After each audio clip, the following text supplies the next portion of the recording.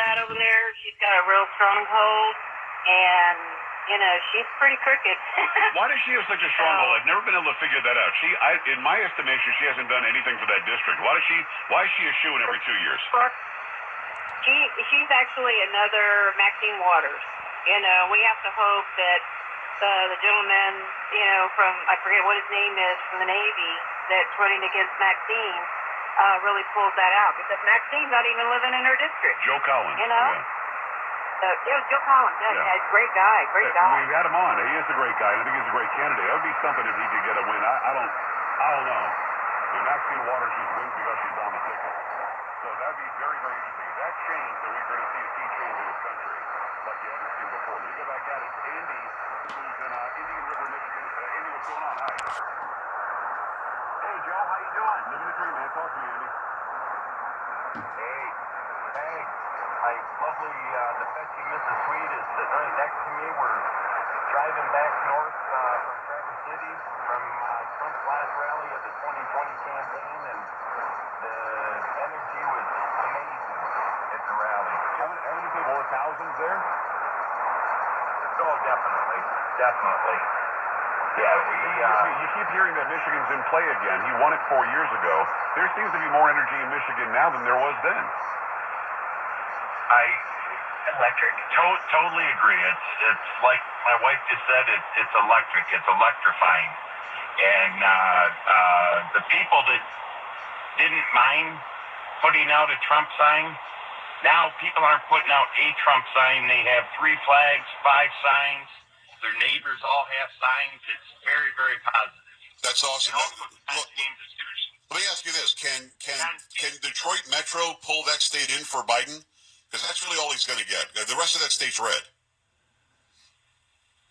He's going to get Wayne County, and the only other red area is up in the UP of all places, Marquette, which is a huge university city. Marquette is a blue area. Marquette is a liberal area. I did not expect that. Unfortunately, it is. Well, it's a college town, Joe. Yeah, I got you. That's true. Listen, I appreciate you calling me back from the who was there along with the president? Were there a bunch of other people there too? Yeah, Pence was there. He flew in on Air Force 2. He was there first. Lieutenant General Jack Bergman was there.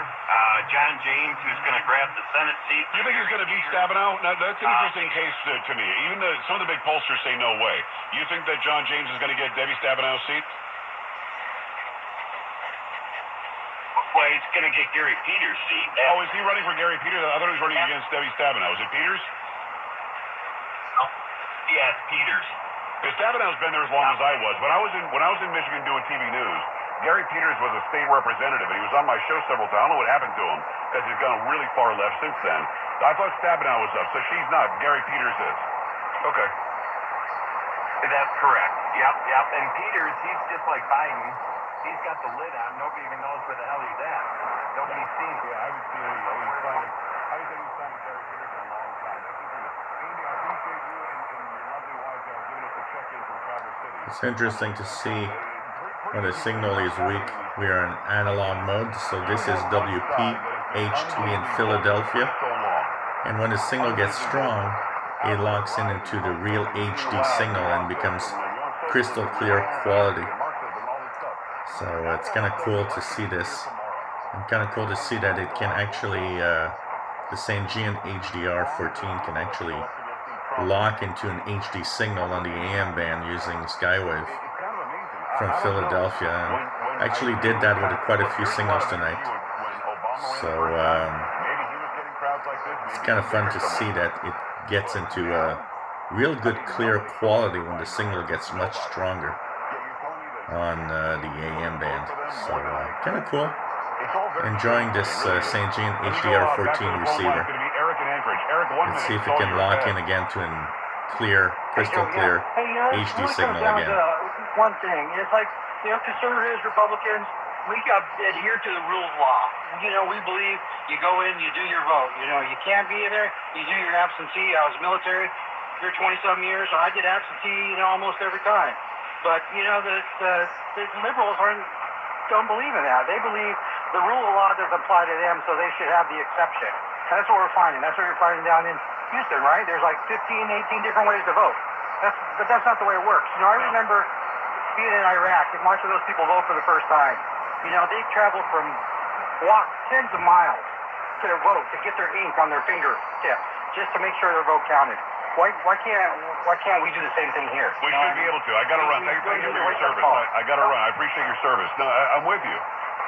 There's one way to vote historically. You go to the polls and you vote.